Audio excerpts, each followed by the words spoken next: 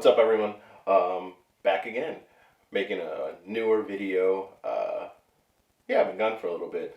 I just started getting some older content around out that's been sitting around for a little bit, and making some new stuff. So adding a new playlist, a new segment to the already couple of videos that I released, which is gaming. So today we're going to be talking about the God of War Ragnarok Collector's Edition.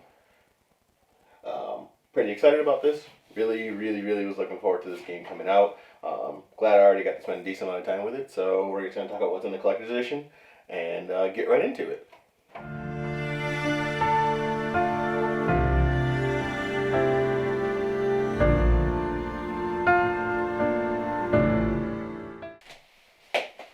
Alright, so here we have it. It comes in a pretty neat box. The brown box that it shipped in is about the same size. So one of the things I did like about the box is that it came in like a pretty inconspicuous one, so it wasn't labeled or anything, and the label on it didn't have the contents of the box, which I was really happy about. Had a little issue with my Steam Deck. The first Steam Deck that was sent to me, where they gone missing because the box was labeled. The label had exactly what was inside the box on it. I noticed that more shippers are starting to take that information off. So didn't have any issues getting this on release day, so really happy about that. Picked it up from GameStop. Was actually looking for the Jotnar edition, but missed that small window where they were still available, and the differences between them aren't big enough where it really made sense to like wait or hold on. So here we go. So 6 pieces of tape, closing the box up, 2 on the side, 2 on the bottom, 2 on the top. So once you get those, you are able to get the edition out. I'm just gonna like shimmy it out a little bit. I don't want to tear this blue box, this blue cover, because I'm actually a huge fan of the artwork and how it looks. Like I really like the presentation. So I'm gonna just like shimmy this out here, and then we're gonna get this on the floor, and we'll revisit that a little bit later. All right, so here we go. Here is our shrine. It's modeled after the shrines that are inside the game. If we give it an open, it looks similar to the ones we saw in the original God of War, and the newer ones we're seeing inside the game as well. So I think this is pretty cool, like really neat. Love the artwork, love the detail. It just looks absolutely great. So really, and some game callouts and references to here, obviously, as well. I won't spoil anything. I'll leave it for you to play the game, and you'll see what I'm talking about. We open it up, and we get our Mjolnir. So 16-inch, I'm going to drop that, 16-inch Mjolnir.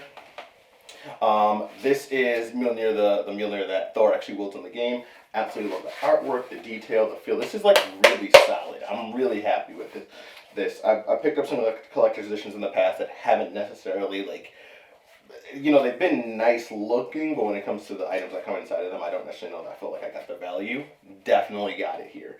Absolutely love this Mjolnir. Feels great. I actually like it better than the Mjolnir that Thor, Lady Thor, Captain America, all those wield in the Marvel series. Like, I actually like this one way better. The look is nice. Like, I love even the material they used on it, like the faux leather they used right here, feels really nice. Just great. Absolutely huge fan. So I'll just toss that to the side. I am gonna pick this up for just a second. So we'll put our shrine back together and close this up. And then we will take the top off, which is where the rest of the content lives. Made it fit just perfectly, so just fighting it off a little bit. Okay, perfect. Alright, first thing we'll look at is the Steelbook. We can see just some of the artwork already referenced inside the game here. Again, not going to spoil anything, so I'll hold off on mentioning. I'll let you dig into what this actually is. So, we open the Steelbook and see something strange. There is no disc in our collector's edition, which has been like there's been a decent uproar about this and people being pretty frustrated that a disc didn't come with the game. In my personal opinion, it's not a huge deal. As a person who's mostly converting, whenever I get the opportunity to, converting my catalog over to digital games anyway, this didn't bother me at all. Actually, I didn't care and preferred it.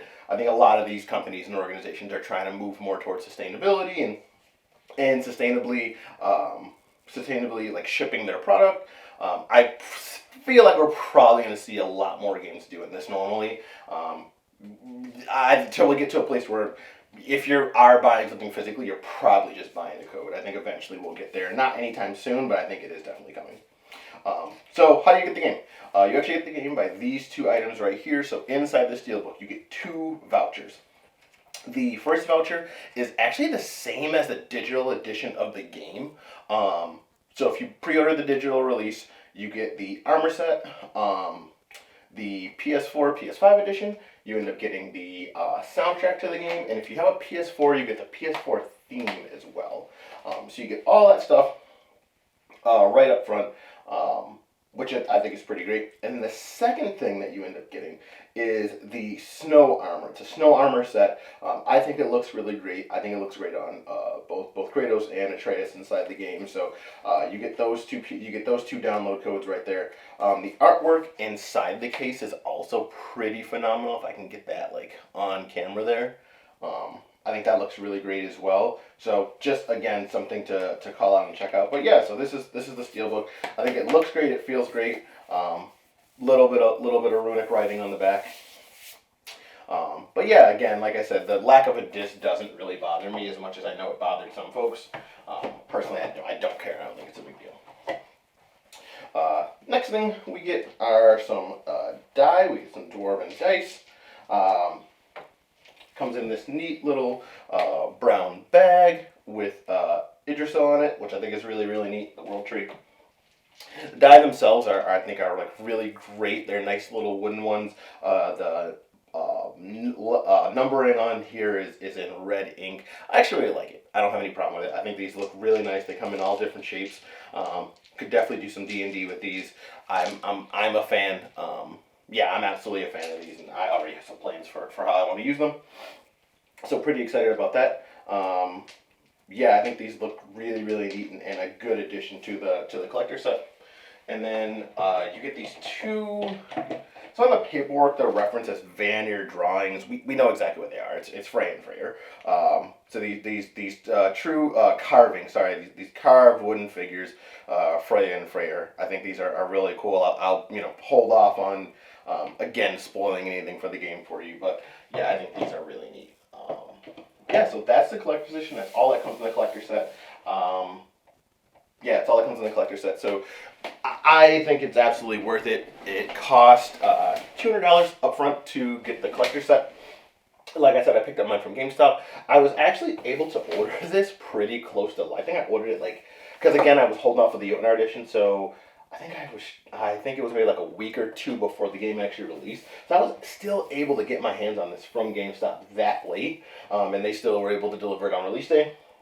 So absolutely a fan of this. If you're still looking for the collector's edition, I have noticed that GameStop and Amazon have had some trickles of stock intermittently available for these. So if you're also looking for the collector's edition, keep an eye on there. Those are the best 2 places I think you pick them up. And then the Jotnar edition, I have seen Amazon have them in very, very sparingly if you're really committed and want that. Other than that, this is it. If you are a fan of Norse mythology, even fans of, I think, Assassin's Creed Valhalla will really, really, really enjoy this. Really enjoyed this game and probably would enjoy this set overall. So yeah, if you are at all looking for a really engaging RPG, this is great. One of the things that they include at the beginning of the game is kind of the story thus far, which I think is really great because it allows you to catch up pretty quickly and understand what happened without really missing any of the critical content or needing to play God of War. Although if you haven't played God of War for the PS4, do it. It is an amazing game and an amazing lead up to Ragnarok here.